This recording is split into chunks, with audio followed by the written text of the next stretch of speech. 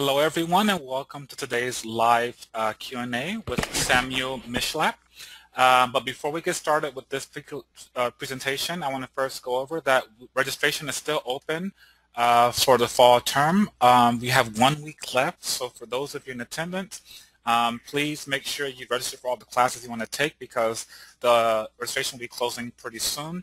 Again, we just have 1 week left for registration, so make sure you check out the classes on our website.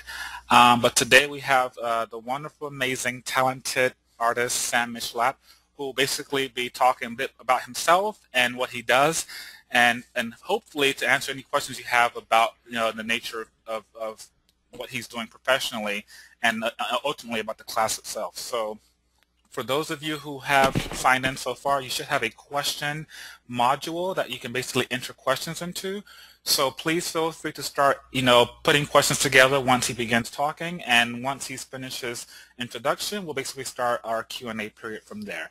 But beyond that, I'm going to turn it over to Sam now, so that way we can basically start saying his wonderful, amazing words. So Sam, you can take it from here.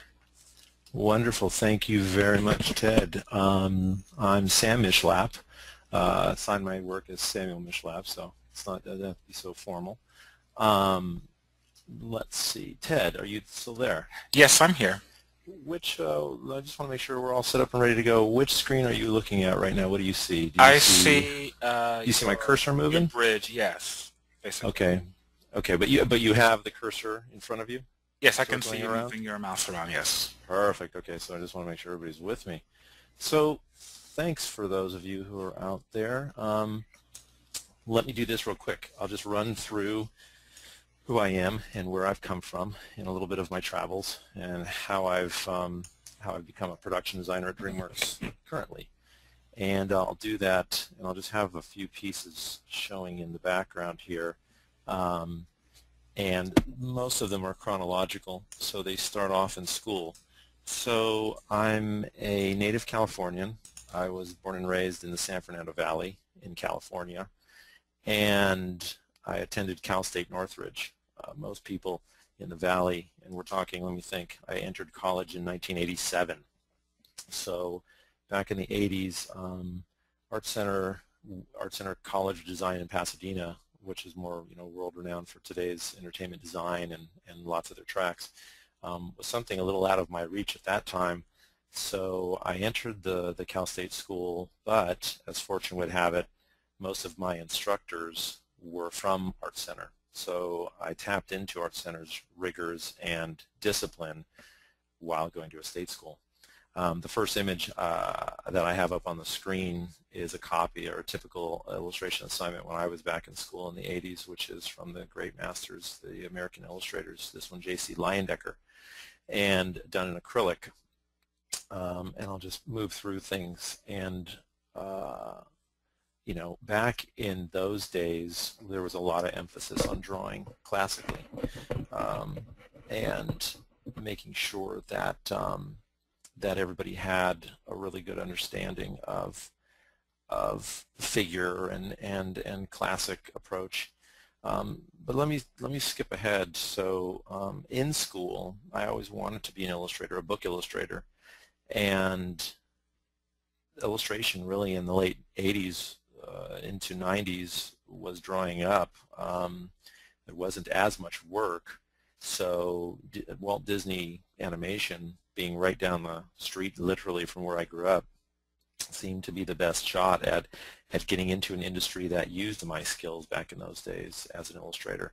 So the first movie that I started on was The Lion King, and I was hired in, very fortunately, one of two people in 1992 when I graduated, and started working and training at Disney as a layout artist.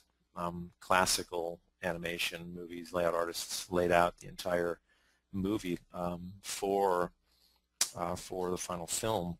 So we were in charge of blocking in scenes, transcribing, and translating script pages into scenes, blocking animation, ultimately lighting, and then the final design usually came out of layout as well.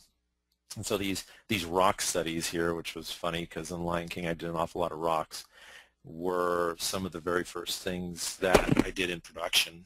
This jagged one here was for Be Prepared from Scar, and it had a little bit of a style coming into it. You know, overall, my first experience at Disney on Lion King, the movie itself didn't have a very strong graphic style.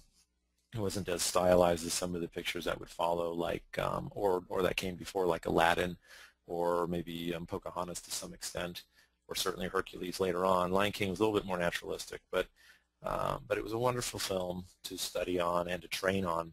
And the training that I received spanned 2 films, and the 2 films were The Hunchback of Notre Dame, which was my second film, and obviously Lion King, my first.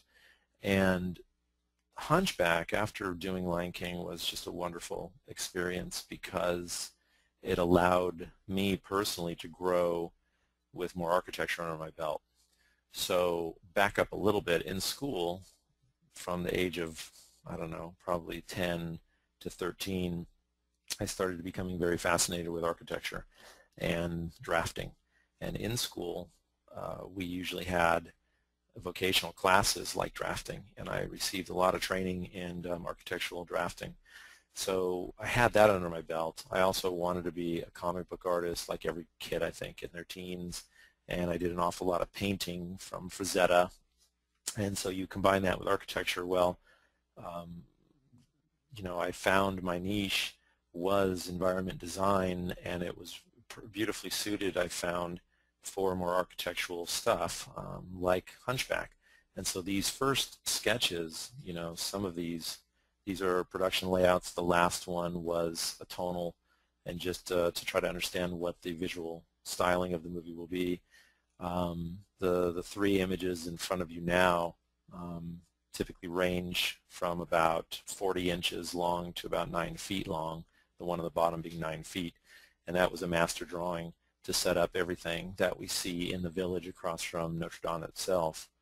And these were done in pencil and on traditional animation paper, and they were about, you know, both designing sets and creating actual production layouts for camera. Small sketches follow. These are typically only about 3 inches long. These are very tiny, and I was doing lots of these for workbooks. A workbook back in traditional days was primarily about blocking action, and you are as close to a storyboard artist as you can get. You are working with a story artist and translating what the narrative, the written word, means visually. And these were the workbook sketches that set up the master layouts that would then become production art for the movie. A lot of these were done directly with pen, no pencil. I stopped using pencil a long time ago because I like the commitment of pen. They were done, like I said, small, a little bit of tone and some whiteout, and they were mainly about mood, setting up the camera mechanics, setting up staging for animation, and just trying to understand what the scene would look like. These next 2, okay, so a little bit more. I'll go back and forth between production and myself. So when I left school, I had a lot of painting experience as an illustrator, but I didn't have a lot of painting experience in regards to film design. And film design is different than illustration. Illustration, you have a lot of time to look at a scene, or, you know, a Norman Rockwell painting, you can look at it for 2 hours if you want. But on screen, you must learn how to distill everything down to the quickest possible read. And so my best friend in those days was film itself. So I kind of gave the assignment to myself. I said, you know, if I want to be a better film designer, why don't I just go study films?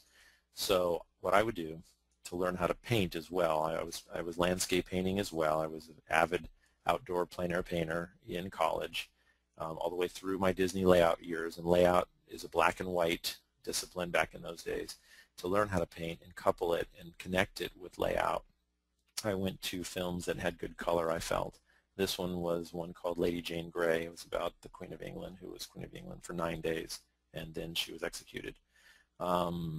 It's Helena Bonham Carter was the star. But what I would do, these are acrylic, I would give myself 10 minutes to paint a scene after I queued up the VCR. There were no DVDs back in those days. I'm that old. It would take usually quite a while to find the exact frame. I laugh at that because today it's, CDs will stay on forever, but back in those days, I think 10 minutes came from the fact that VCRs would unpause after 10 minutes. So Wow. I literally had 10 minutes to learn how to paint, and the first 100 didn't look like this, obviously. The first 100 maybe had like one spot, and hopefully you can all see my little cursor. But maybe I would find a spot of color and a spot of color, and I'd compare the two colors, and that's about as far as I get in 5 to 10 minutes. And then it would unpause, and I would be disgruntled and depressed, and I would start again. And what I did was, like a diet, I put myself on a diet, and I promised every night, no matter how long my day at Disney was, I would come home and paint for 2 hours a night. So sometimes I got home at 1 in the morning, therefore I had to paint till 3 in the morning. Sometimes it was 3 in the morning I got home from work, and I had to paint till 5, and it was pretty intense. And I did this as a promise for 2 years, and it worked. I did thousands of these little acrylic sketches. I had a little TV tray, and instead of eating dinner on the TV tray, I had my little paint set up. And after about 1,000 of these paintings, you can literally paint a painting in about 10 minutes. You just learn to condition your reflexes to know what to put down first and how to block something in very, very quickly. And so I didn't know what I was doing. I wasn't setting out to be a speed painter. I was mainly setting out just to learn how to paint cinematically. And all of those studies led to the best opportunity that could have come around in 1995. DreamWorks called me up and asked me to join the Prince of Egypt as a designer, and that meant leaving layout and being able to paint and design legitimately on the job. So all my 2 hours, or 2 years of 5-minute studies paid off, and I was really lucky enough to work on their first feature. This painting is from the Prince of Egypt. It's the opening of the Red Sea. It was the original painting that inspired how the water will part and just the scale and the thought of it all. This is acrylic. It's not much bigger than maybe an 11 by 17 inch painting. It's on masonite wood and very thin and very quick. This wouldn't be a 10-minute painting, obviously. But this was maybe 2-hour painting back in those days for me. I always emphasize to students the times by which it took me to do something, not to brag about it, but to mainly talk about how important it is to be reminded that to design sets in movement, meaning to design them for film, it's important to have energy behind your work. It's important to have emotion and soul in your work. And therefore, unlike my illustration days, which of course I felt like I was trying to get emotion and soul, although I don't even know if I knew what emotion and soul in my work was in school. Nobody really talked to me about it. And I tend to be one of the few teachers who really pushes the emotion. There are certainly others, but I tend to have students say, I've never heard that. I've never heard you say, that emotion is the most important thing. Usually people are saying it's technique, or it's mechanics, or it's classic drawing ability, and I'm always of the mindset, however you can pull off emotion in your work, do it. Whether it's not drawn as beautifully as it could be, but maybe you found the energy and you found the mindset to transfer some of that love that you had for what you were drawing to the page. People will always notice it. But anyways, speed for me has always been a way to get energy down. Really quick sketches. If they're more laborious and they take 20 hours, I tend to have a harder time keeping the energy, where I want it to be. So everything for me tends to be done very, very fast. Again, so these are perfect examples of speed painting. So these were not much bigger than what they look like on screen, 1 by 3 inches or 1.5 by 4 inches. And these were for the Red Sea. These were acrylic, and these were probably done within 10 minutes each.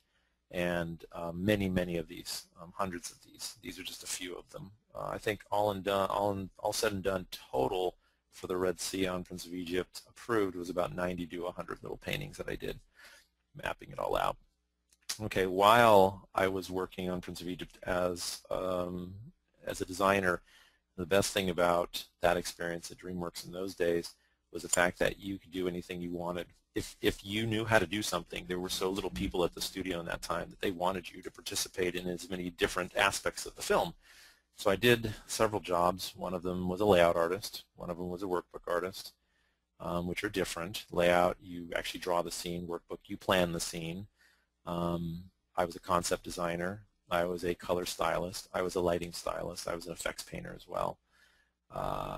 These tonals are the montage of Moses going across the desert. They were done in pencil, on paper, quickly, again, just to understand what the blocking of the scene would be. These were typical tonal sketches for Prince of Egypt, planning out cinematically what the lighting design will be for the film. Again, these as well, done these time in acrylic. The last ones were marker. Because of speed, because I get bored very quickly with my own work to this day, I have no attention span. I have always moved my materials around. I move between different mediums pretty fluently now, so oils and acrylics and pastels and watercolor and marker and pencil and charcoal. It doesn't really matter at this point. I've become familiar with all of them. So typically on a show, if I was a lighting designer, I wouldn't just do the entire movie in one medium. Today, it's pretty much all digital. I paint all digital at work. There's no room, very little room for traditional mediums in production today because they're slow. They're slow meaning you have to first paint them. You don't have a Command-Z. You can't undo anything, and you can't share anything as quickly. You have to scan it. You have to correct it through the scanner once it comes digitally. So we just all paint digitally. But that being said, I can't emphasize enough the importance, at least it's played for me, traditional materials and being familiar with how to move paint on paper and how that has helped my Photoshop painting. So there we go. So this next page are outdoor landscape paintings in gouache. Gouache, and then the bottom one is marker. So this one over here is a marker sketch. These are all little gouache watercolor paintings. Done not very large and done within about an hour on location. Sometimes 10 minutes to 40 minutes to an hour, depends on the size. Again, these are sketches I would do on the couch at night just for myself out of my head in a sketchbook. These tend to be marker again and pen, a little pastel on top to bloom the lights.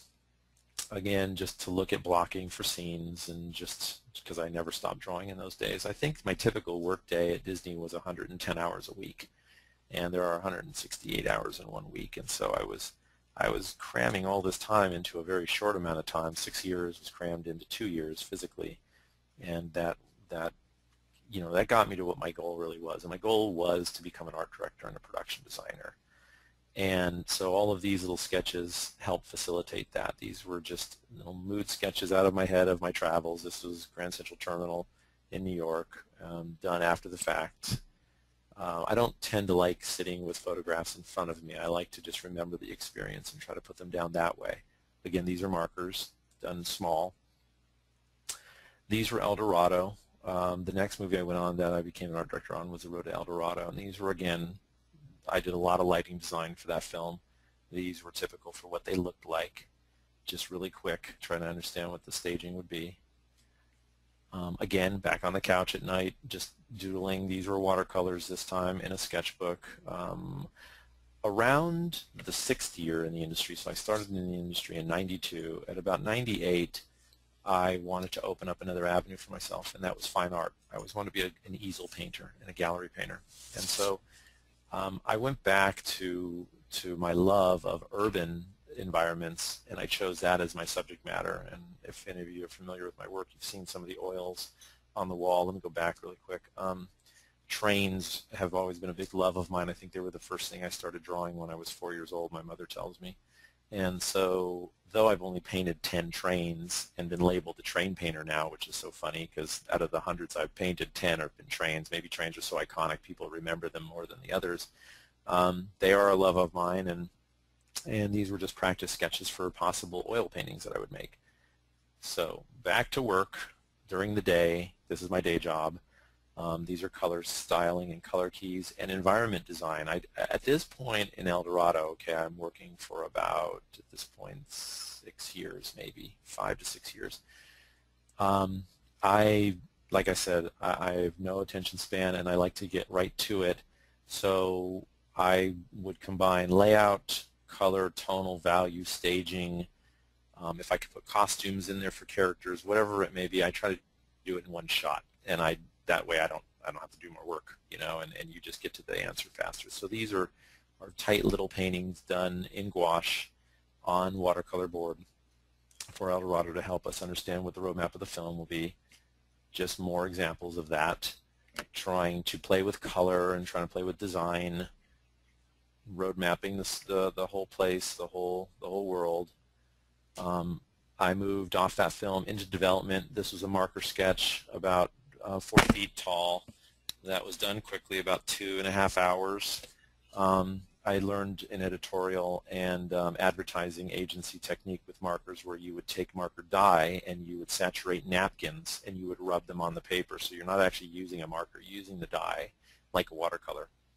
It's very smelly, very toxic, unfortunately, but you can knock down enormous pieces of work very quickly and get that energy I was talking about.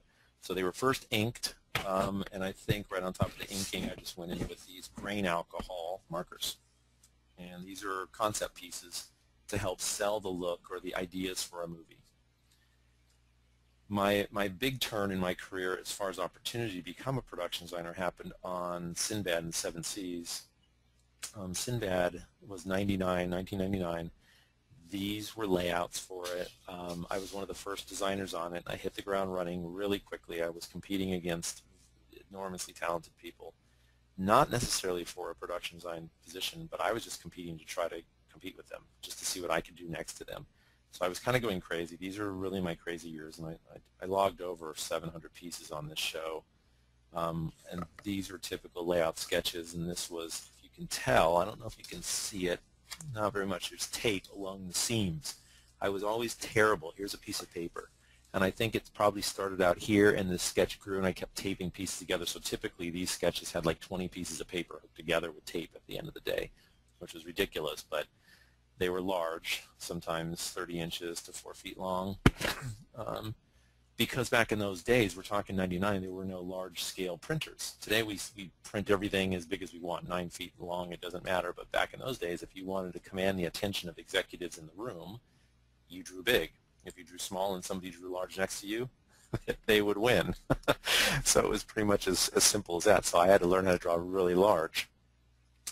These were, like I said, these are set sketches. This is me designing literally the world itself. So in the other movies, El Dorado, Prince of Egypt, Lion King, and Hunchback, I wasn't the primary designer.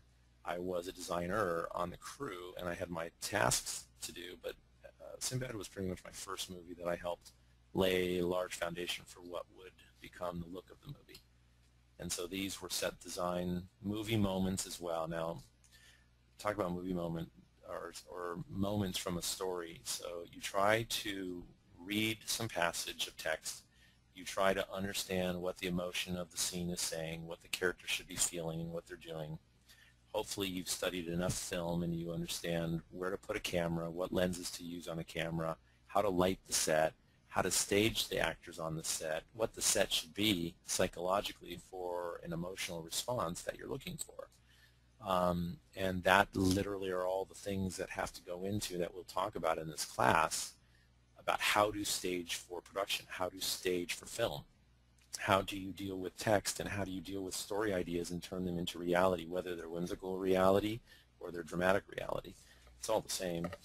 Psychology is all derived from just the right, set of shapes and colors and psychology that we are, conditioned to know. So as humans, we have innate feelings toward different responses. If you look at red, it seems more fiery, right? It seems more energetic than blue.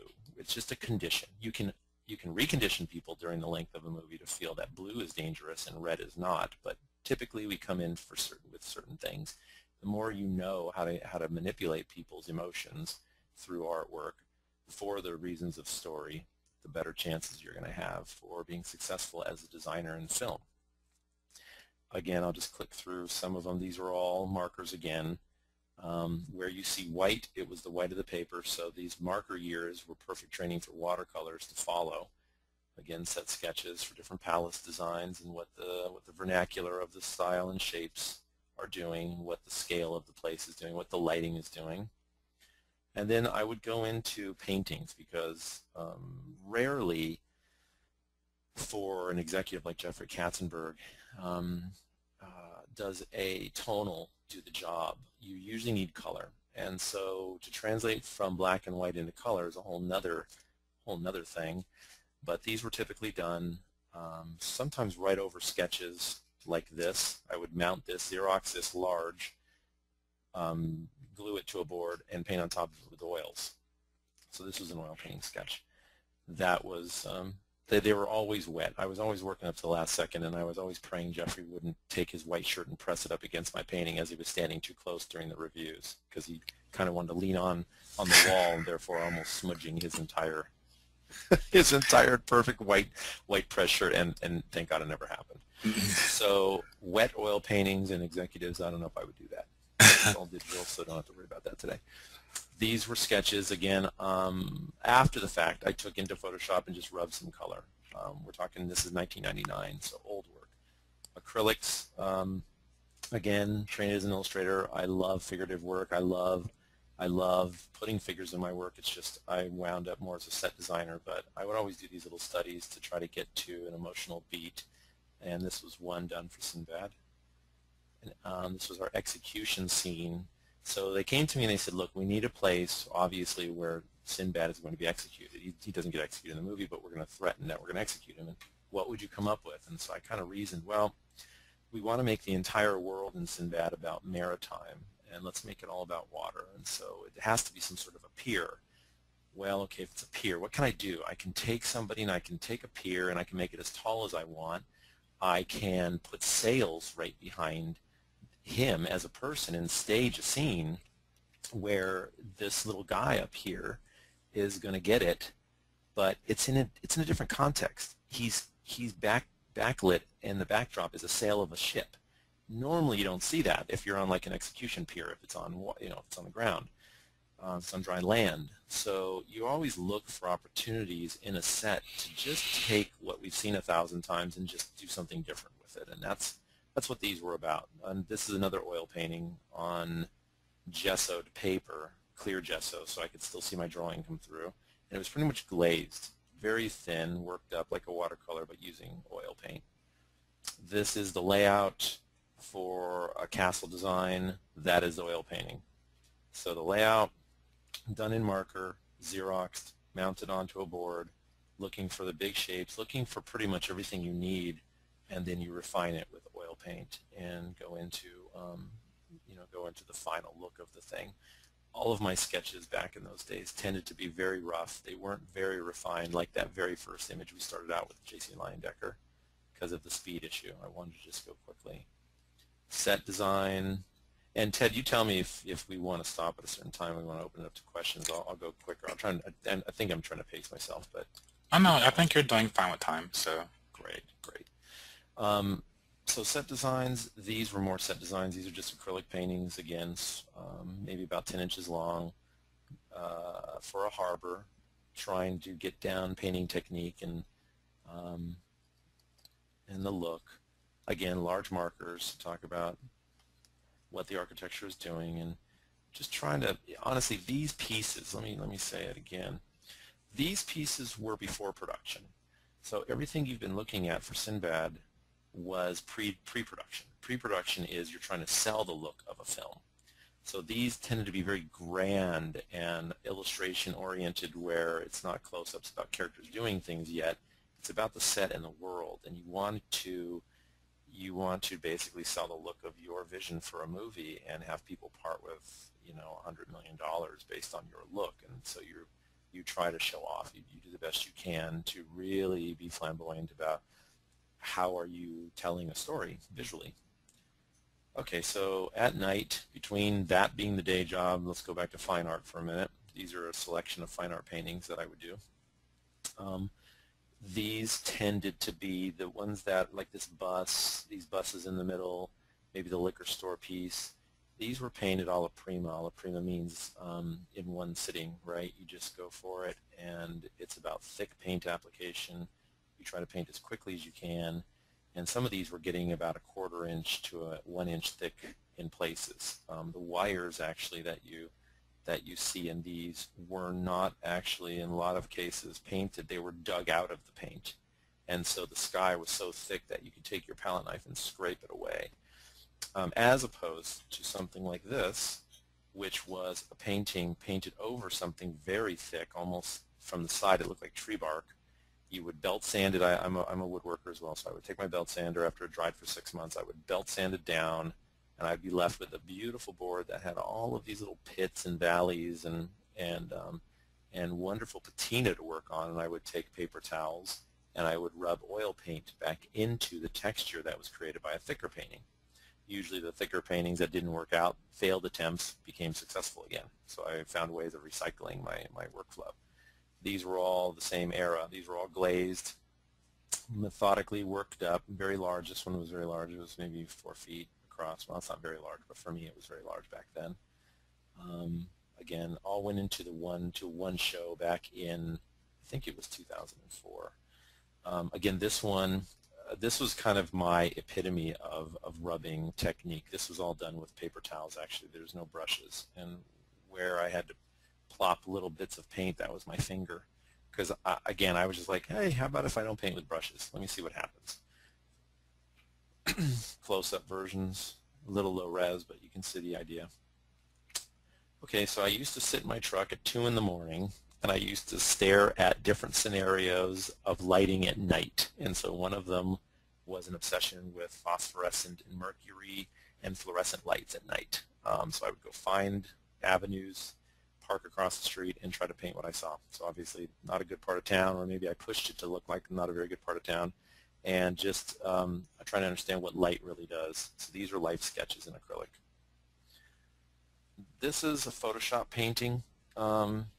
And it was trying to look like a traditional piece with all of the patina and the special brushes that I built to do so. This was a memory that I had.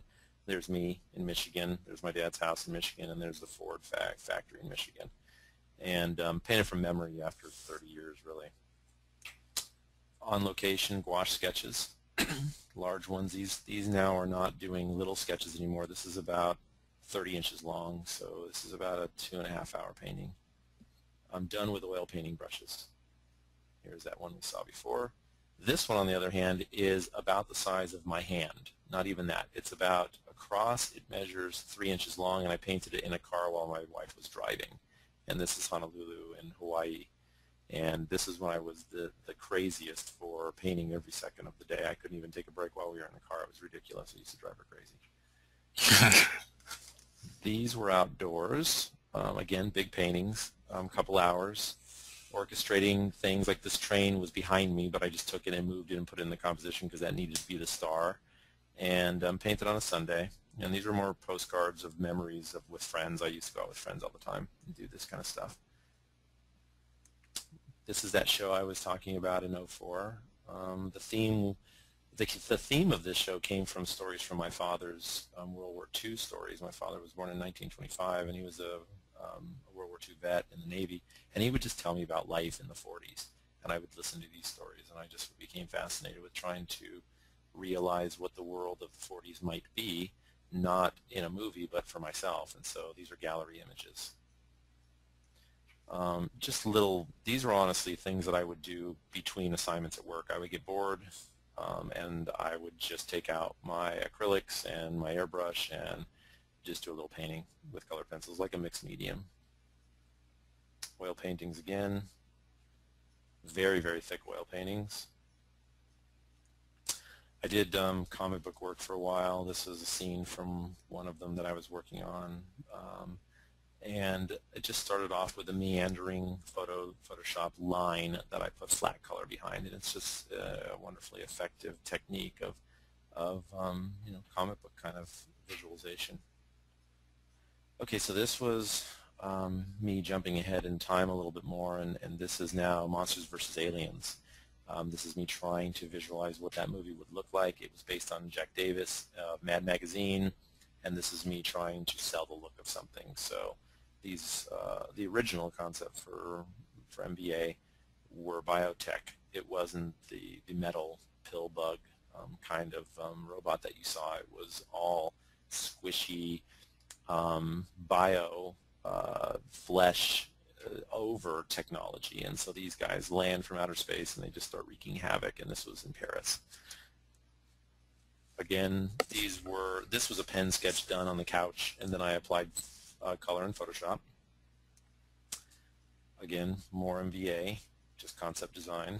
That's the mothership that would land, and then it is kind of disgusting. The director wanted these eyeballs over here to pop off like you know, like pimples, and fly through the air, and then land in cities and start sprouting legs and walking around doing stuff. It was really funny. It was such a great first impression of the movie. It didn't turn out like this. Sometimes I'm on these movies so early.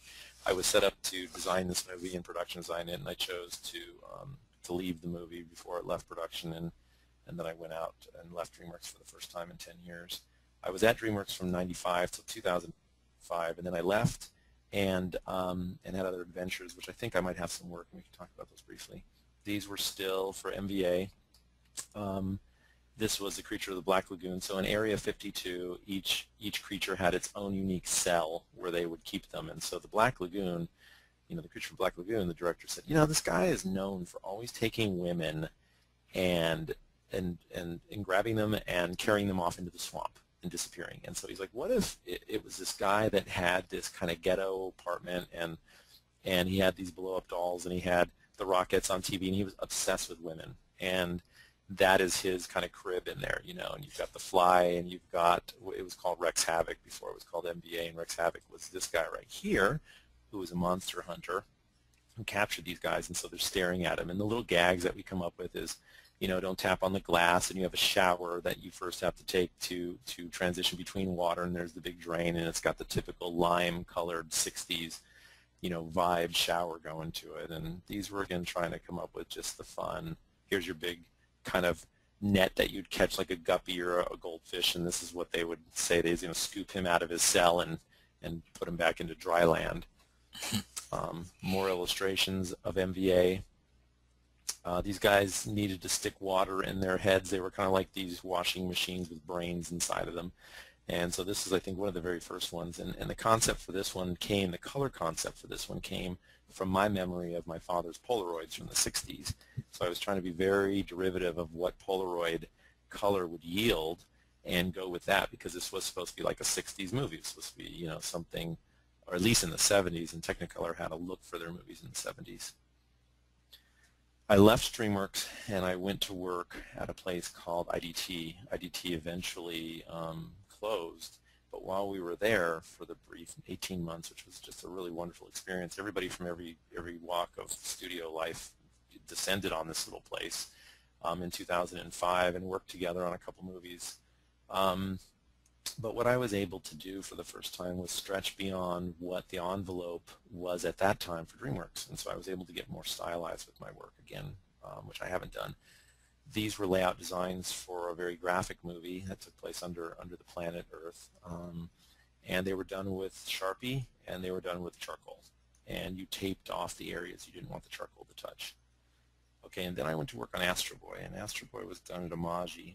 I still wasn't ready to come back to DreamWorks. I wanted a little bit more of the small studio experience, and I was trying to recapture what I had on Prince of Egypt, honestly, because DreamWorks is about 2,500 people now. It's a very large place, and I wanted that small studio experience. So I became the production designer for Astro Boy, and I loved this time because it was about you know, it was about capturing anime, and it was about Murakami art, and so I was really trying to tap into some of the sensibilities coming from Japan at that time, and trying to be graphic and fun about it. And so these were design sketches for the city of Metro City in Astro Boy that floated up in the air. Again, IDT sketches. Some of these aren't in chronological order anymore. They're kind of getting out of order, but it's okay. These are marker sketches. I think this was done during jury duty 1 week in a sketchbook, so I don't stop drawing no matter where I'm at. Back to IDT. This is for a little movie, and these are just some character designs of some wolves. A setup, a concept setup for the look of a movie to try to sell the concept of the movie. This one was about sheep and wolves, and it was about angularity and aggression against everything being benign and circular and friendly. So in their world, in the sheep's world, it's like a sheep itself. It's round and circular.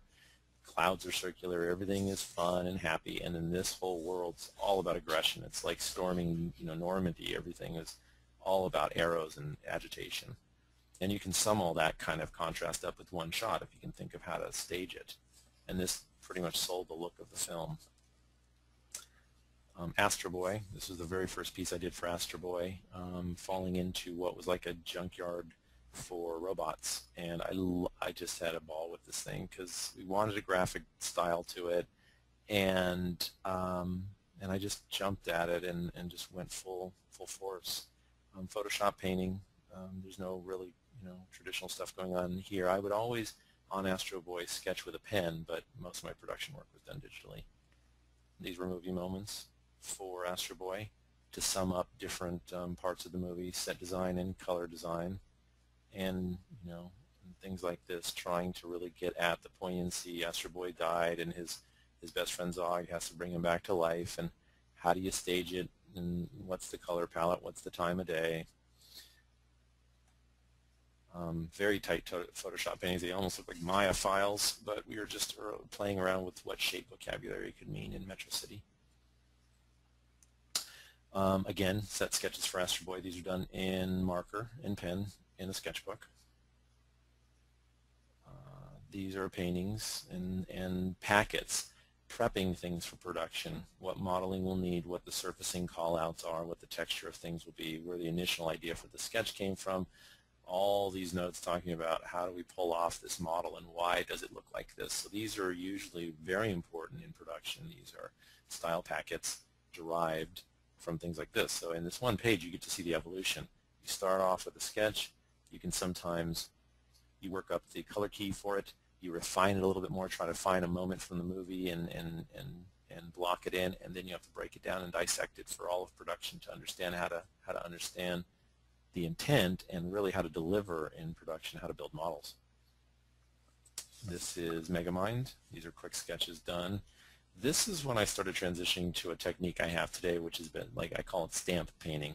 And Sparth is another one out there of many who does stamp painting. You basically find a shape, you find a silhouette, you lock the silhouette, you paint all the information inside the silhouette, and I would use windows. I have a library of hundreds of windows and hundreds of lamps, and all these telephone poles were captured as brushes, and I literally stamp all of this, run textures through my stamp shapes, and you do a piece like this in about a couple hours. Again, this is stamp art, except for the carousel. I think I hand painted obviously this, but a lot of this stuff were captured. All these crazy patterns were captured from brushes that I made. This is Madagascar 3. And then I do workshops on film composition and design, and we will be talking a lot about that in this class as well. How to take a scene, like I said at the beginning, and do something with it. And so people are always asking, I always give the assignment, go off with a Sharpie pen only on paper and draw 1,000 film frames from a classic noir movie, so you can start learning how to see shapes and how to dissect what's happening in a scene. And the first thing that holds people up is the fact that there is no true black and white. It's all gray. And how do you dissect something into 3 values, preferably 2, but in this case I chose a gray to spotlight really what's happening around the one guy. So this is my interpretation of what this film frame is doing, and looking at what the compositional ideas and motifs from the director were, and just trying to recreate that and showing people how to do that. Again, here's another example. Wonderfully staged kind of scene, very shadowy, and trying to be mysterious, and just breaking what that means down into something more graphic, and playing and looking at local color and local value. I talk a lot about local color and local value and how important it is. Local color is what is the color or what is the value of something before you put a strong light source onto it. So an apple is red is a dark value to begin with. A green apple is a light value. So usually, unless you hit an apple with a very, very, very strong light right up next to the apple will never turn white. It will usually lighten, but you have to respect its initial properties. Well, that's what makes these kind of compositions work. That's why you choose to knock things down into a darker gray and not overlight where you need to. And that's literally what they were doing back in those old movies. They were making sure they painted things really dark if they needed to, or making sure they didn't hit them with too much light, so you had a simplification in the movie itself. Again, more film studies from the workshops I've taught, breaking things down, trying to make stories up. So this one was a little harder to get to, but you obviously see these devices pointing you to the activity, bringing your eye around ultimately to a second focus. Well, you know, you bring the person in, you can stage them. I chose to make them a little darker to be an accent, and then I pulled this idea out so you can see there's more of a visual cleanliness to the scene. I think looking back on it now, what I probably would have done is I would have darkened this shape down a little bit more, so it really became more about this and this, because this is kind of grabbing some attention right now. But there you go. Okay. More design, and yeah, just more analysis. And this was a page about what I just talked about, local color. Here's red, and here's red when it's turned black and white. And here's really how you can see this scene in your head. It's so busy, complicated, but you should be able to reduce it to this, and then if you need to, add just a couple of shapes in the background to support what the characters are doing. And if you notice the devices, this big arch hits his arm. Why? It hits his head. His hand brings us over to the gun. His other hand brings us up to the gun, and his gaze comes down here. This curtain is lined up with his head, and these kind of devices want to stop you from moving off the frame too much. You do have a little bit of a thing going on here, but it really, you squint down, it's all one big shape and one dark shape, which is what I was trying to get at. So here's what you can do with a scene like this. Again, composition ideas, light and dark, dark on light. How can you stage and be interesting about things? You can use shadows to help tie things to the frame. Cast shadows always grant a figure. You can talk about size relationship, juxtaposition of light for interest. He obviously is interesting, but he's more interesting because he's framed within shape, and he's got more interest in as far as the size of his shapes are concerned. He's a large shape, and that's nice, but he has a higher frequency of shape, and he's a face, and if faces are turned to camera, you'll always look at those first. He has a nice shadow which breaks up the monotony of just holding a line against this figure, and you let part of the figure go into darkness, and so that's another device, is you frame this guy over what would be white by throwing his shadow behind him. And then this was one thing I always like talking about. This was a composition that a student sent me, and this is how I kind of broke it up. And what I wanted to help the student understand was this isn't working as well as it could, primarily because of massing. So all the shapes are of equal mass, and that's why I'm talking about shapes having to be varied enough. But if you look at the shape of this red, it's kind of the shape of this unsquished, which is the shape of this. This shape in blue next to this are all kind of equal, and is right in the middle of the composition. So it's just things to be wary of and not to do, and we'll talk a lot about that in the class as well. And then these are the film frame exercises done in pen, in Sharpie. These are 2 minutes apiece from the film The Third Man. And this is an overhead of the entire city, and how do you dissect it into the simplest components? How do you frame people? And I tend to not do this very much. I did these really quick to show the difference between the cleanliness of the sketch like this and like this. This was the first attempt at trying to get this hallway shot, and I was scribbling a little bit too much, and I was still trying to hold on to those grays. Everybody wants those grays in there so badly, but if you really dissect what the scene could be doing, that's it right there, and it's just so much better. It's so much bolder. It's just simpler. Again, trying to draw smoke, you know, and I've got to draw, and I've got to draw. But if you start seeing and you start designing things in a simpler way, you get to these results. And we'll just go really quickly through the end of it. This was the drawing for that one painting. Set sketches in pen. Marker sketches for other movies. Same thing. Acrylics. So I think if you want to, if there are questions, Ted, I'm not sure if there are, but yeah, there's a few questions here. First of all, and this is like a question of more like of trivia is, how many paintings do you think you've done in your lifetimes to date? To date, oh, that's a wonderful question. I don't know. Several thousand at the minimum, probably, and more The than tens that of thousands? in drawings. Probably not tens of thousands because that is a lot of painting. If I had to just take a stab, at least 5,000. Wow. At least That's between very oils, prolific. the sketches. You know, like, and drawings is probably more than that because it used to be 110 hours a week. So I'm 44 now, and but the years I've logged from the 19-hour days I've given, I don't know, I'm on my 21st year. I must have crammed 28 years roughly into my 21 years with overtime, I think, calculating once. That's ridiculous. That's a lot It's of. a good question, though. Let me see. The next question is, do you draw on a tablet or a Cintiq the most? That's a great question. I draw on both. I draw and paint both on a Cintiq and a tablet. Primarily now at work it's a Cintiq.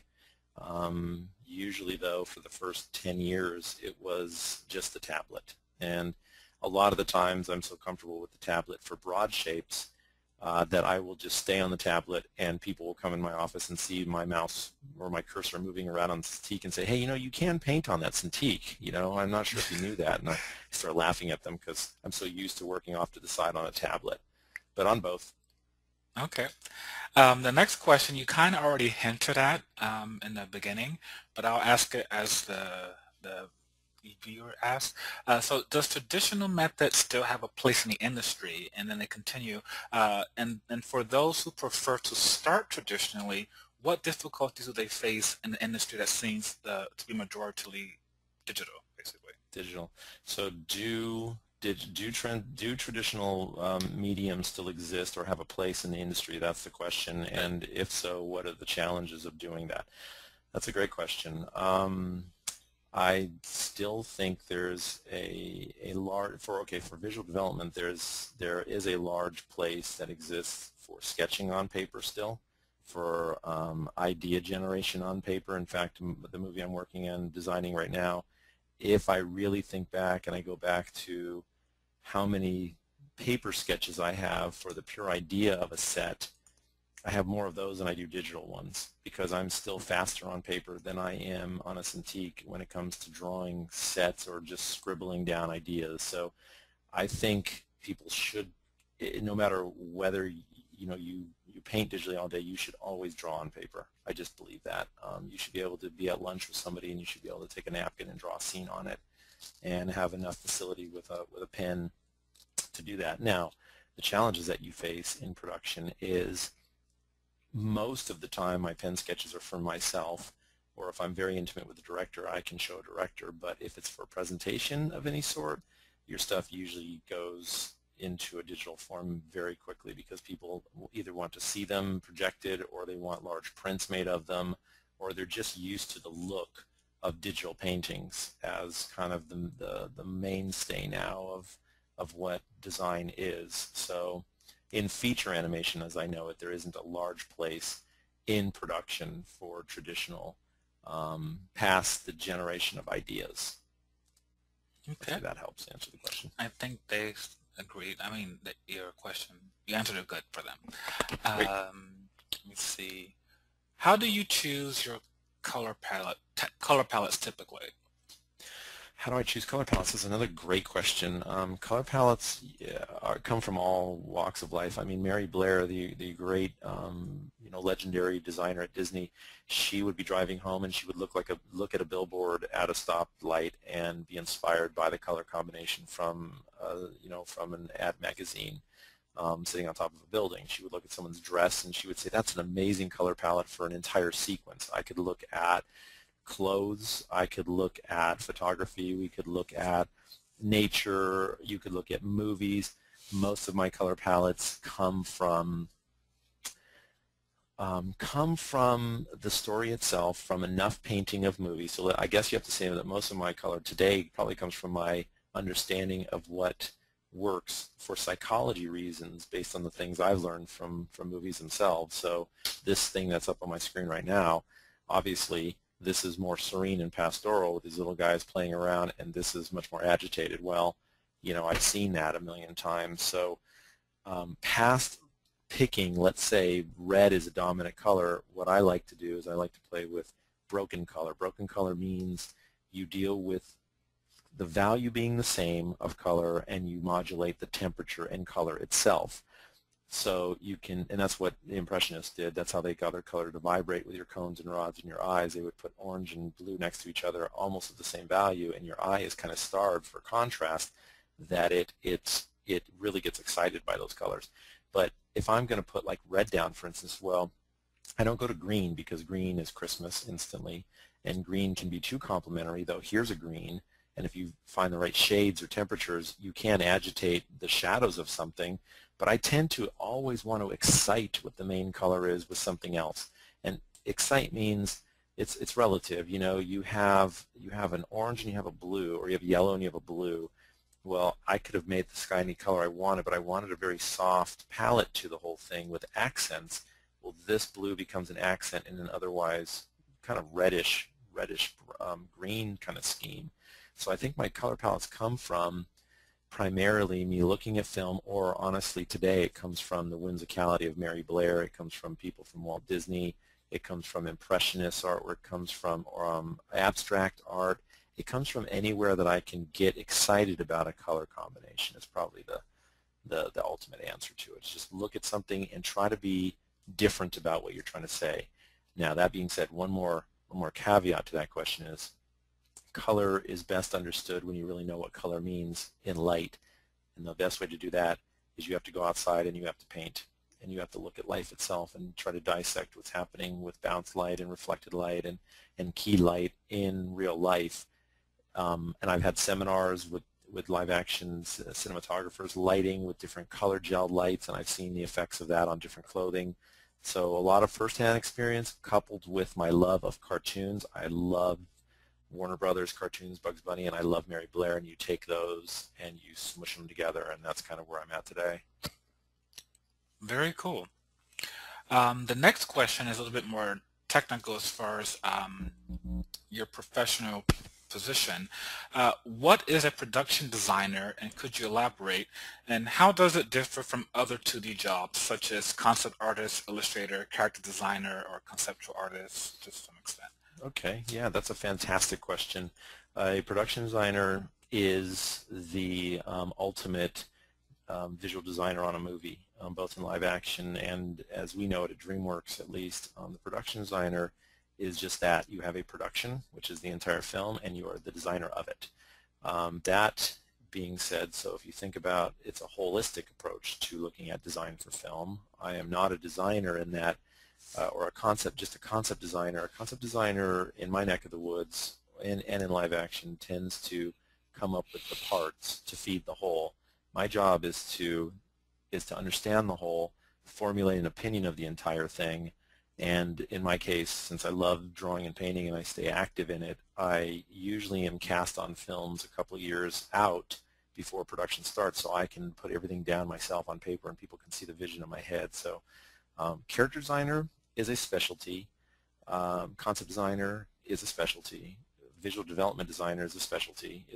These are the people who help create all the parts for the whole, but my job is to orchestrate all of those people under one idea and bring it all together to film.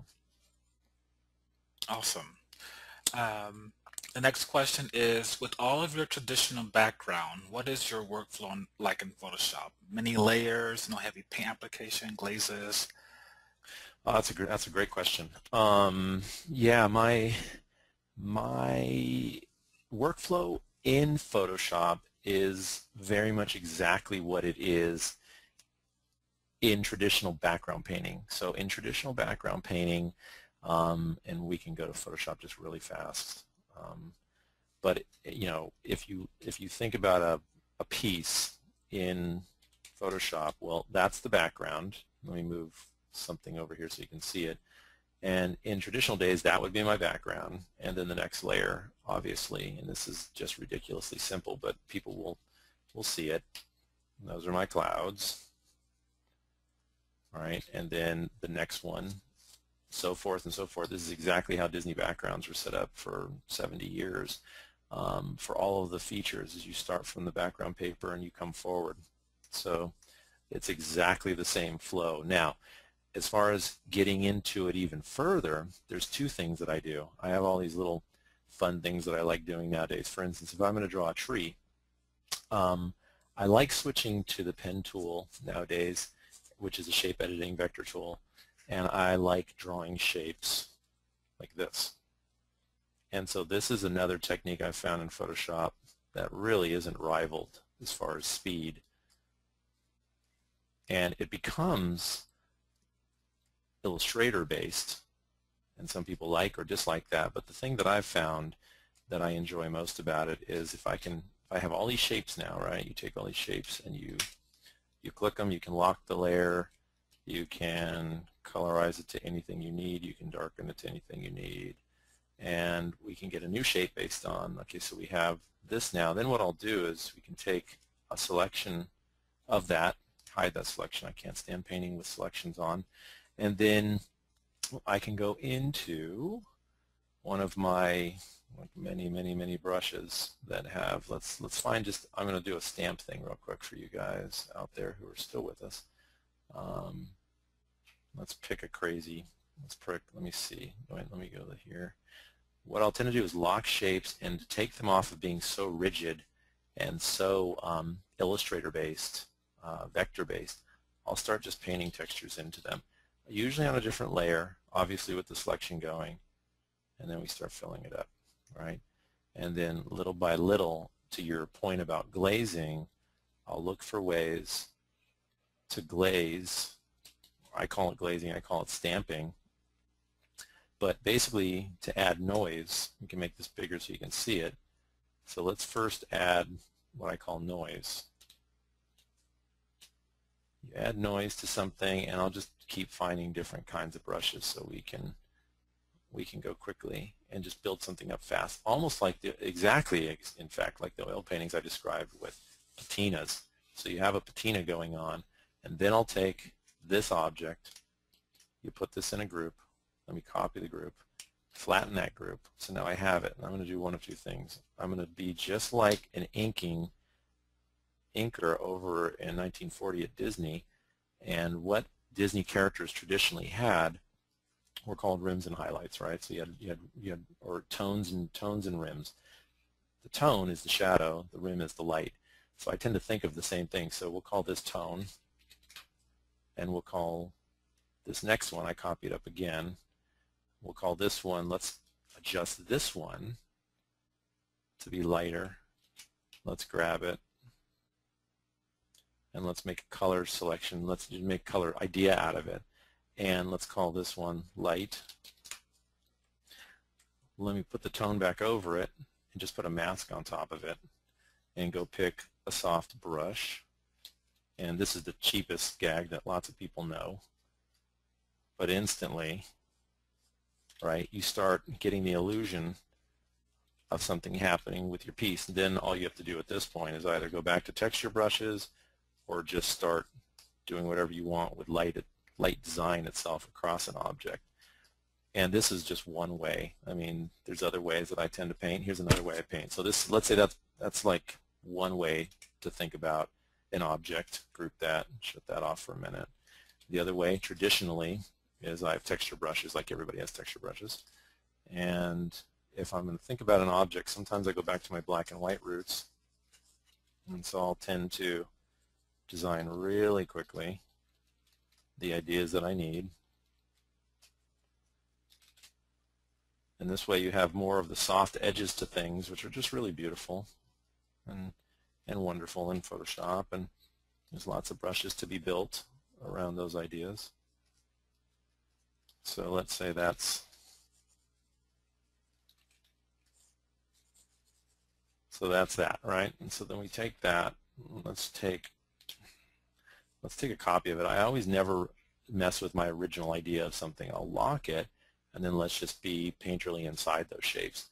I tend to always do this kind of thing where I paint inside shapes. And let's do this. Let me grab this, and move this over so you can see what I'm doing. So as I'm color picking, I tend to be very kinetic, very quick about putting down several colors. Like people are asking, where do I get my color from? It's, at this point, it's a gut reaction to things, but you can already see how these colors are mixing and how things are starting to formulate a really fun opinion because I'm not being timid about color. You know, look at the same tree. Let's take this. Let's turn that off. Let's go back to this one more time. Let's take a copy of it. Let's lock it again, and let me be timid about color. Here's what I see an awful lot, even in the classes I teach right now. People will start with brown, which to me is already doom because we're going to go. I mean, really, the Renaissance, oh, you should go paint like a Renaissance master and start with a brown underwash. Really, that's the deadest color you can pretty much come up with, so you're ensuring yourself you're never going to have any excitement. I hate it. So, you know, here we go. Like, so already the same amount of time into the painting, let me modulate it a little bit. Modulate it means just move the color up and down.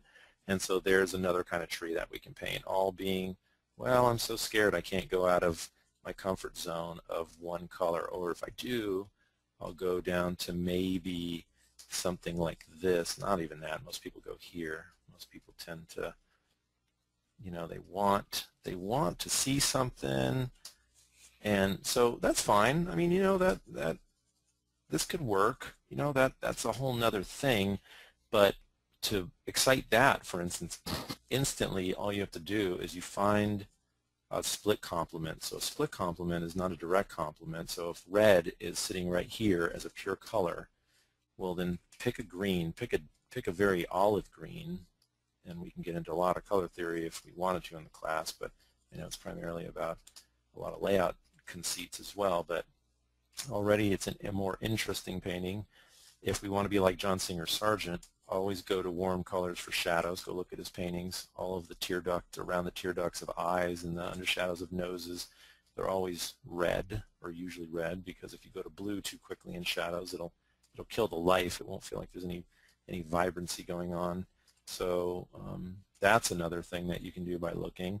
We can modulate the temperature of green. You can say, okay, let's still not be garish about it, but look what's already starting to happen with this little tree of ours, right? It's just, it's look for opportunities. Like, don't be afraid to sit in this area. Like, here is no good and here is no good. Because a great teacher of mine in school said, don't ever lose the color identity of something. Don't ever look at something and say, I don't know what color that is. That means you've tinted it or toned it so far that you can't even identify it. So hopefully that helps. But I mean, look at the difference between the two trees. I mean, so this is probably more of where I want to go nowadays.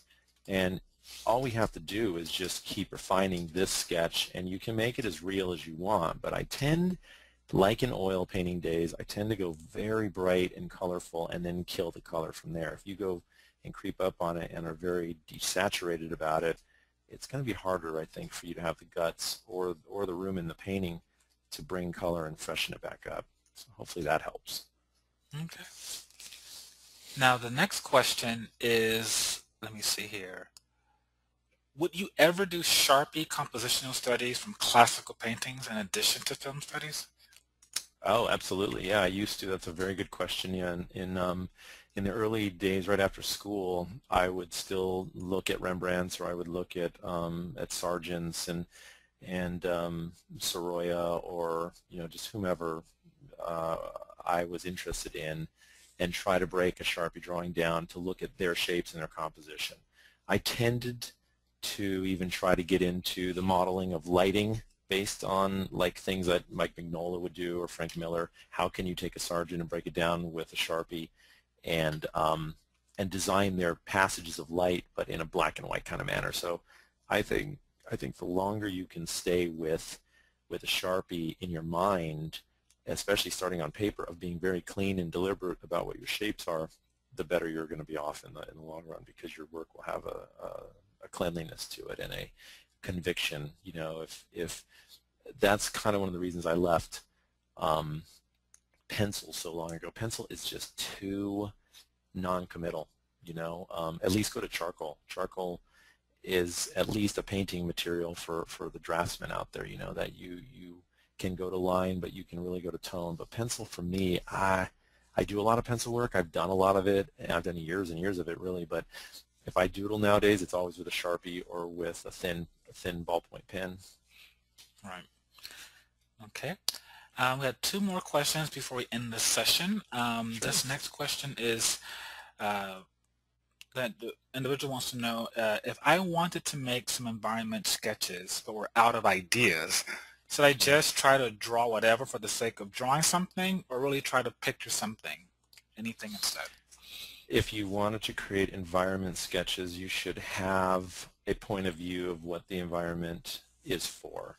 That's a great question, because you can go into it any number of ways. If you go into it without knowing really what you're doing, then you're just kind of doodling and you're searching for something, and that's beautiful too. I mean, that's legitimate. But if you're going in to design an environment, I would say you should have a point of view, which means you have a story in mind, or you have a scene of something that's taking place. It could be something from a book, you know, or from a film. Usually I like to do them from books, because films have already given you their point of view, that you don't usually want to follow somebody else's point of view. You want to do your own. So find a passage or make something up.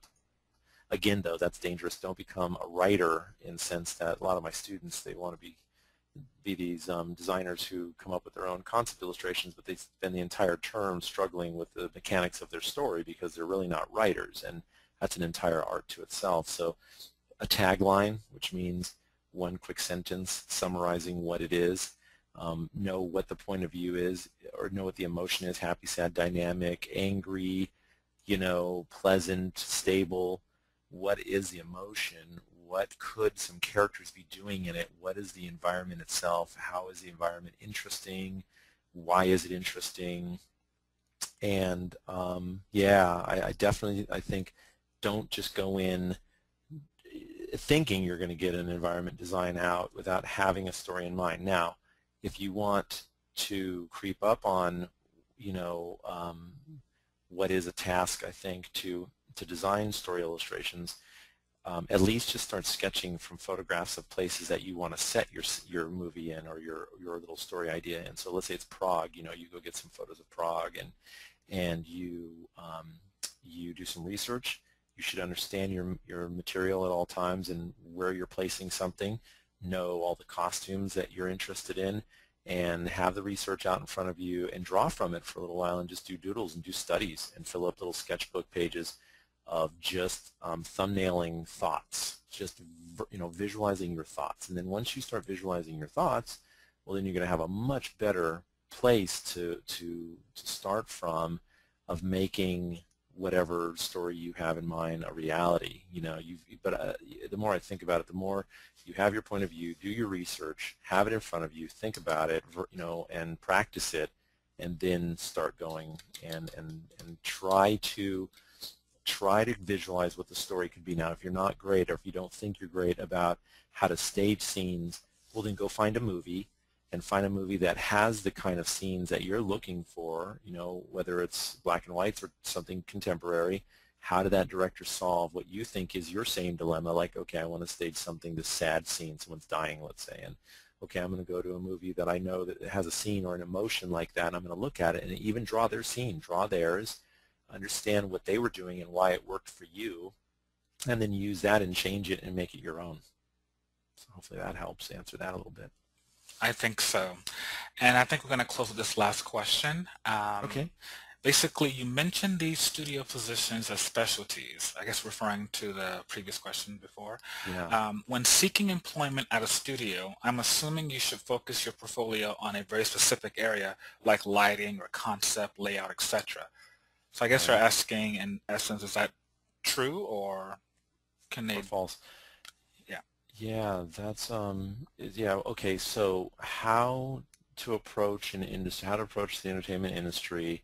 What should you have in your book if these are specialties? That's a great question. Okay, so, and that's a very hotly debated, contentious kind of subject. Some people say, some instructors, some schools believe you should be a jack of all trades. You should have everything in your book. You should have character design in your book, vehicle design, mech, props, beautiful figurative work, environment studies and environment lighting, and I say good luck, really.